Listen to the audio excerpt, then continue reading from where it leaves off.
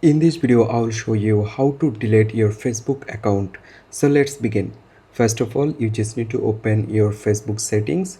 So simply I just select on the top left hand corner, three line, then select settings and privacy, select settings, and right now here you can find account center. Simply select it. Right now you can find the option manage accounts and then select manage.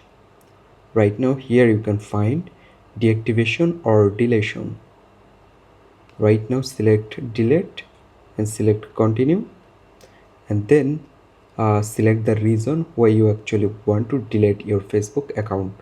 Right now select continue and select no continue with deletion, and here just scroll down, select continue,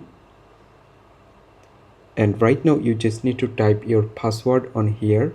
After type your Facebook password, just select continue, and here you just need to wait and confirm it, delete account, and here it will delete after 30 days, and before 30 days you can easily log in this account, or if you don't want, just wait for 30 days and it will be completely permanently deleted. Thank you everyone for watching this video.